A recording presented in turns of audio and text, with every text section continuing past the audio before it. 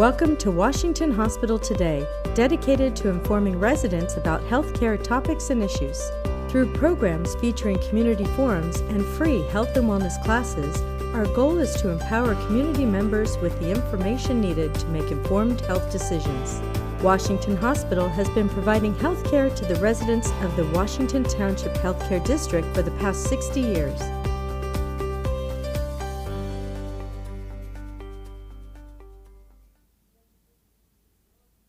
Hello and welcome. Today's presentation, Emotional Wellness During the Holidays, is presented by Dr. Catalina Villa, a psychiatrist with Washington Township Medical Foundation, who also provides inpatient psychiatric consultation at Washington Hospital. Without further ado, please welcome Dr. Catalina Villa. Hello everybody, I hope you are doing well. Today I will talk about wellness during the holidays. However, I'm gonna introduce the topic talking first about chronic stress and the stress we've been through this year. Okay, so this year has been particularly difficult. We have the COVID-19 pandemic, which has changed our lives at every level. We still don't know what's going to happen with treatment. The vaccine is a little bit unpredictable. The future is unpredictable. So we are all anxious about it. In addition to that, we have other anxiety-provoking situations. The political climate has been really tense. Probably these past 2 days have been stressful for you and for most people. There's the social isolation associated to what's recommended to care about COVID. Economic changes, economic downturns, the wildfires in California, the changes in air quality, and the losses. So I've mentioned several stressors that have been present at different levels for everybody. And I wanna show you a little video explaining what's the consequence or the change in your brain when you are under chronic stress. It's definitely an understatement that 2020 has been a unique year. So I'm gonna invite you to watch the video.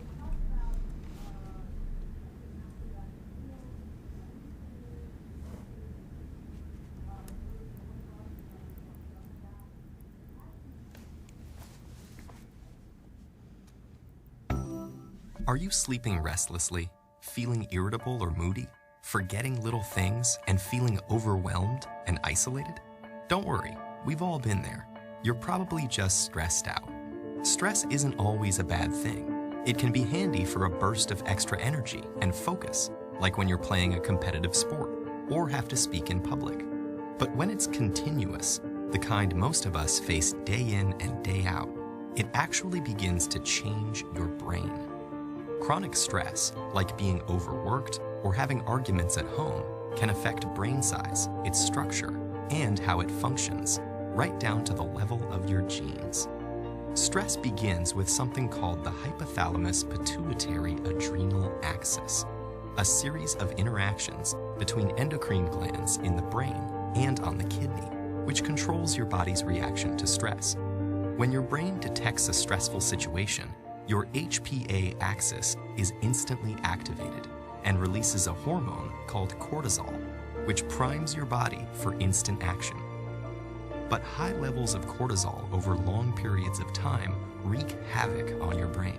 For example, chronic stress increases the activity level and number of neural connections in the amygdala, your brain's fear center. And as levels of cortisol rise, electric signals in your hippocampus, the part of the brain associated with learning, memories, and stress control, deteriorate. The hippocampus also inhibits the activity of the HPA axis, so when it weakens, so does your ability to control your stress. That's not all though. Cortisol can literally cause your brain to shrink in size. Too much of it results in the loss of synaptic connections between neurons and the shrinking of your prefrontal cortex, the part of your brain that regulates behaviors like concentration, decision-making, judgment, and social interaction. It also leads to fewer new brain cells being made in the hippocampus. This means chronic stress might make it harder for you to learn and remember things, and also set the stage for more serious mental problems like depression and eventually Alzheimer's disease. The effects of stress may filter right down to your brain's DNA. An experiment showed that the amount of nurturing a mother rat provides its newborn baby plays a part in determining how that baby responds to stress later in life. The pups of nurturing moms turned out less sensitive to stress because their brains developed more cortisol receptors, which stick to cortisol and dampen the stress response. The pups of negligent moms had the opposite outcome, and so became more sensitive to stress throughout life. These are considered epigenetic changes, meaning that they affect which genes are expressed without directly changing the genetic code. And these changes can be reversed if the moms are swapped. But there's a surprising result. The epigenetic changes caused by one single mother rat were passed down to many generations of rats after her. In other words, the results of these actions were inheritable. It's not all bad news, though. There are many ways to reverse what cortisol does to your stressed brain. The most powerful weapons are exercise and meditation, which involves breathing deeply and being aware and focused on your surroundings. Both of these activities decrease your stress and increase the size of the hippocampus, thereby improving your memory. So don't feel defeated by the pressures of daily life. Get in control of your stress before it takes control of you.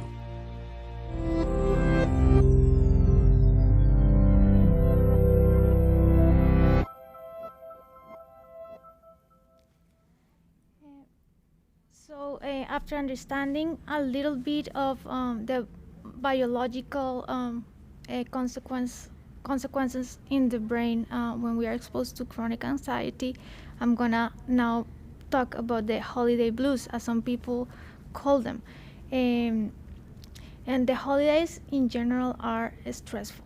Yeah, there's a big pressure to be joyful, be happy. However, for many people, it's a time of sadness instead, sadness and anxiety. What stressors cause that anxiety and that sadness? Possibly grief. You lost somebody that you lost during the year. Financial stress, stress of dealing with family, stress of being alone, financial difficulties. So those type of stressors bring negative emotions, and I'm talking about negative emotions like sadness and anxiety. Sadness, feelings of loneliness, irritability, and when we cannot cope with those emotions, when we cannot cope in a healthy way, there are behaviors like excessive drinking, excessive eating, poor sleep, and that doesn't help with the management of depression or sadness. So the holidays are an additional stressor besides the chronic stress that we've lived through during the year. I wanted to talk about a little bit about sadness. What is sadness? So sadness is can be defined as a feeling of unhappiness when you are not happy, or when content. You tend to have other symptoms like lack of motivation, problems with sleep, sometimes problems with appetite. But I really want to emphasize this. And the difference with sadness and depression is the persistent, the time, how long it lasts. So sadness is an experience or a feeling, an emotion that can last 1 or 2 days, and that doesn't affect the general functioning. However, depression is a marked persistent sadness associated to lack of interest or motivation. When I talk about persistent, I'm talking about it has to last at least 2 weeks, and it affects everyday life. It affects your life at home, at work, your family relationships, and it comes with symptoms like difficulty enjoying the things that you usually like, difficulty concentrating, difficulty memorizing things or learning new things. It is usually associated to ideas of hopelessness, helplessness, worthlessness, and sometimes associated to ideas of death and suicide.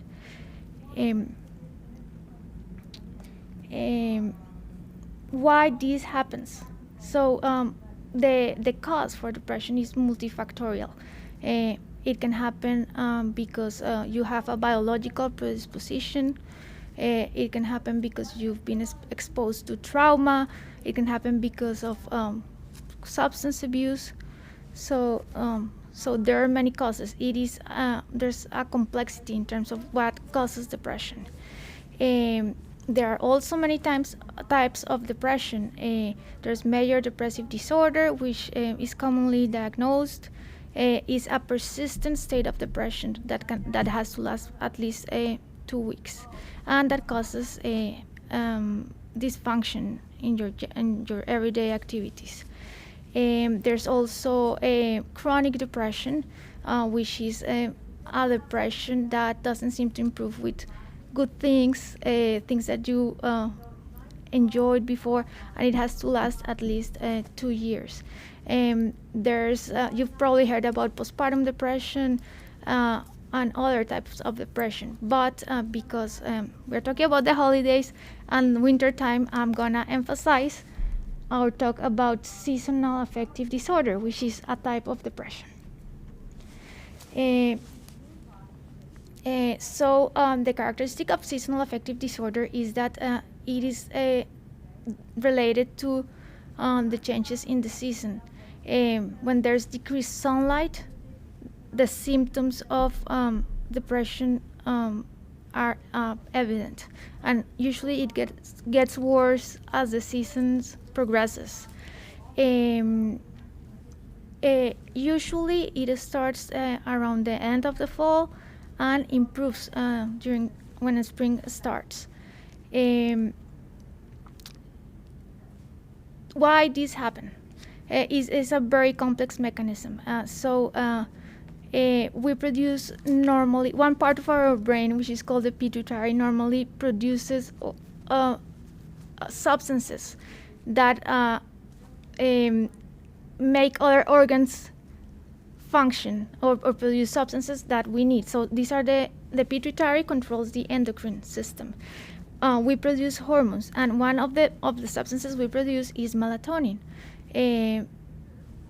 Because there's like an irregularity in terms of the production of melatonin, there are also changes in other brain chemicals, and then there are symptoms of depression. So it's basically a disruption of body's internal clock. What are the characteristics of this type of depression? So as I mentioned, it gets worse during winter. It's usually associated to what we call motor retardation. So we are slower with everything. People tend to oversleep and overeat. There are cravings for calories, which is very is very specific. It's specific about this disorder. Also, in terms of treatment, it's a little bit different in terms of treatment. We have phototherapy, which is a type of therapy that exposes you to sunlight. There are lamps that are specific to treat this type of depression too. We have also therapy and medications.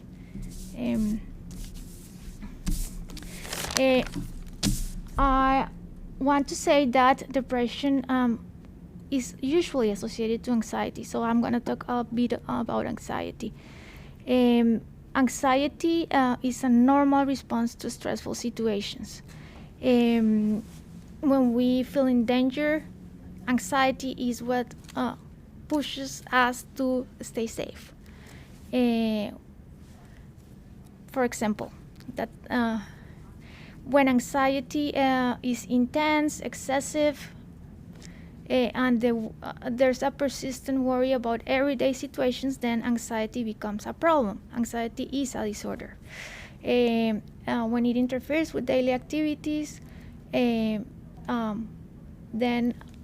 we are thinking about an anxiety disorder.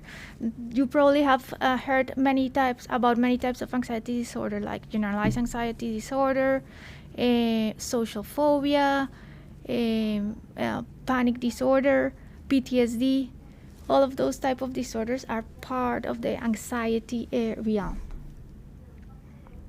But the good news is that we are gonna go to the most important part of the talk, and is how do we cope? What do we do to feel better? Okay, so the goal is to increase resilience and boost self-esteem. We have to first recognize our emotional state, accept it, and try to normalize it. That's the first step in the process. We can talk about general coping strategies. Spending time with the people you love. Now, virtual time, or well, if you can, time with the person.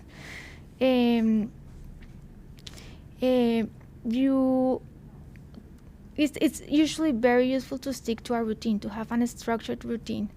Get plenty of sleep, avoid overeating, limit alcohol use and drug use, exercise regularly, do not isolate, do fun things like reserve some time for yourself. You do the things you like, and there are other things that we have to do, or I recommend to do, like and during the holidays, specific for the holidays, and be realistic about what you can do in the holidays. You try to function with a realistic budget. Try to be realistic about the social situations that you're going to be involved with. In addition, go out to the sunlight and learn breathing techniques, relaxation techniques, mindfulness, and meditation. Probably you've heard about these type of techniques, and they're very useful. By the end of the presentation, I'm gonna have a little video teaching mindfulness. Mindfulness is it teaches you to be in the moment, so you can block other thoughts that are causing anxiety or depression. Also, when you lost people, and when you think about the people that left you, try to remember them with joy. Remember the good memories. So these are general coping strategies. But I want to talk about other type of strategies. These strategies are based on a type of therapy we use to treat depression, anxiety, among other disorders. And there's think about 3 levels: cognitive strategies, behavioral strategies, and emotional strategies. Cognitive talks about thoughts, about ideas. So they are all connected. ideas, behavior, emotions. And you can target certain symptoms working on any of them. So these are a few examples of how we can manage in this case, the ideas that are causing distress. So the first thing about trying to use or change ideas, to change something, is to observe the thought. Some people talk about trying to imagine a river and ideas passing by. Like if you were just observing your ideas, it's going to be much easier to identify the idea when you try to do that. After identifying the thought, you can change it. So, for example, I'm gonna give you an example. So, my thought is I'm a failure. I'm thinking that, and well, it causes depression, right, or anxiety. So take the thought, and you can do 2 columns, and compare like facts about that idea, what supports it and what on the opposite. So for example, I'm a failure, so you think I'm unemployed, I broke with my last relationship. And then trying to be more objective, you can think about the opposite argument. For example, I am unemployed now, but I've been working until recently. So I've been employed in the past and have kept those jobs. I'm not in a relationship right now, but could be because I'm looking specific characteristics in the person. So when you list the facts, your idea is more objective, and it definitely helps to decrease anxiety. Next recommendation: when there's a thought that causes anxiety or depression, try to understand what is the situation, in what circumstances it happens, and then when you observe the situation, try to put yourself in the shoes of the other person. For example, you are grocery shopping, and the cashier is not very nice with you, and you become angry. You thought the interaction was inappropriate, you feel anxious. But if you are able to reframe that situation and put yourself in the shoes of the cashier, maybe you can start thinking, well, maybe she is not having a good day. Maybe she's very anxious about COVID-19, and it definitely the feeling, the emotion changes. You would empathize with the cashier, so it changes the whole situation. Be aware of self-talk. What do you tell to yourself? We tend to be very critical when we are judging ourselves. But think about talking to your best friend. What would you do? What would you say to your best friend? How would you treat your best friend? So try to do that with you instead of negative self-talk. Try to be more gentle. Finally, regarding cognitive strategies, it's very useful to bring yourself to the present moment. So if you learn to be present, you are not worrying about the things that happened or what's gonna happen in the future. You are gonna be able to feel in control because you're thinking about the now. So ideas are related to behavior and emotions. So I'm going to talk a little bit about how can we target emotional regulation. So again, as with thoughts, try to identify the emotion.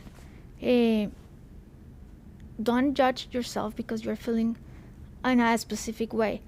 Try to understand or try to figure out what the emotion is telling you about yourself. Why am I anxious? Why am I depressed? So you can start working on the thoughts. What thoughts? You identify the emotion, you understand it, and then you associate it with thoughts. It's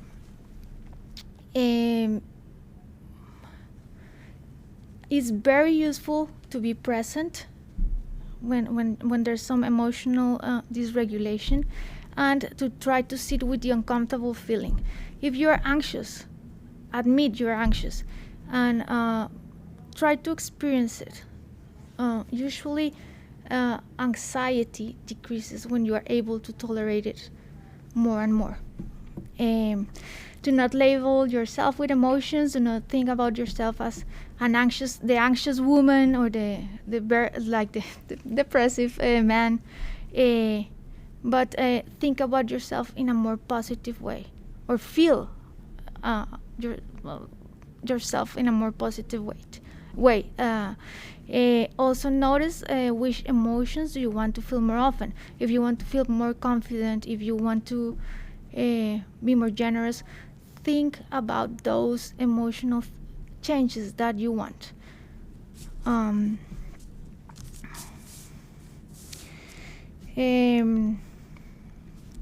And finally, finally no, I'm not finishing yet. But we're gonna talk about behavioral change. So notice when you have an urge to do something, pause, think, and make a choice. Sometimes it's easier to just start learning to manage the behavior. And when you are able to start pausing, taking a little bit of time to think what you're doing, then you can make a choice, probably a decision that is going to be better or more consistent with what you want. Take responsibility for your behaviors. For example, if you are verbally aggressive with somebody, or you have an argument, don't minimize what happened. Don't deny what happened. Do not blame others. Try to be responsible for what you feel, and you'll be more in control of that behavior. You'll feel more in control of the behavior, so you can change it. Try to choose behaviors that are consistent with what you want to be. It is very difficult. It sounds easy, but it's something. If you think hard what you want to be and how you want to act according, you can start working on that regard. And the good part about starting to work on behaviors is that we can develop new behaviors every day. So this is another example of how behaviors change of behavior. How can we start changing the behaviors? Exercise. We want to exercise. We know it's a good coping mechanism, but we think I'm gonna go back to the gym, I'm gonna start running, and postpone it. So if this is a good behavior, just do it. Don't think too much. Go ahead for it, because it eventually it is the start of a change. The good news is that you don't have to do or practice all these things by yourself. You can always look for help and support through your family or your friends, if you have, or church, for example. But there's also the resource of therapy and medication management. The main point is that if you work on certain changes, your symptoms are going to improve, but you might need help. That's why we are here.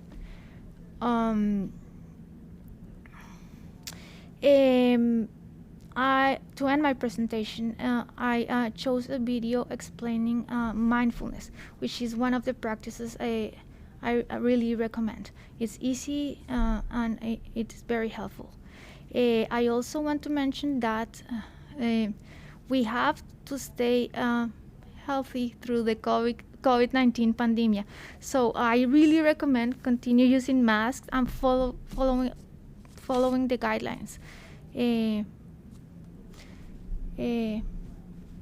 We hope it's gonna change at some point, but we don't know. So keep yourself healthy. And this is the video explaining about mindfulness.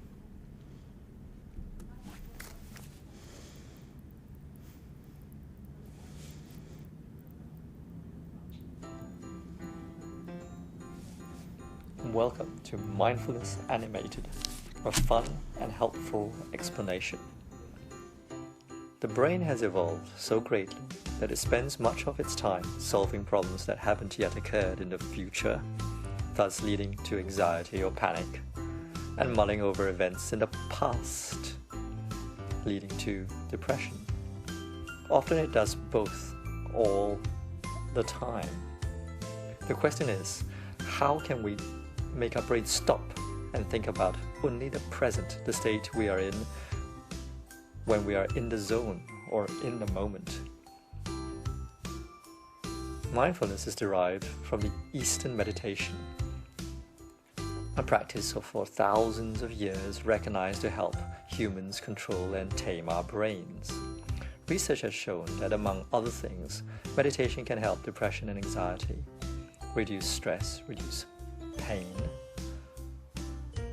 while improving concentration and giving us more energy. Meditation has also been shown to improve relationships, increase creativity, boost immunity, and may even prolong life. The question is, how do you do this? Simple. This three-step approach is all you need. For 15 to 25 minutes every day, number 1, sit up. Number 2, close your eyes. Number 3, concentrate on your breathing or repeat a sound or word. And each time you notice that your mind is wandering, bring your thoughts back to your breath or sound or word. And if it wanders again, just bring it right back. Keep doing this until your 15 minutes has passed. I would use a meditation timer app on your phone or any timer. The more you do, the easier it gets. Many people notice their breathing slow during mindfulness meditation, and sometimes respiratory rates reduce dramatically, but this often confers benefits on mood and anxiety. Remember, each day will be different, and some days will be easier than others.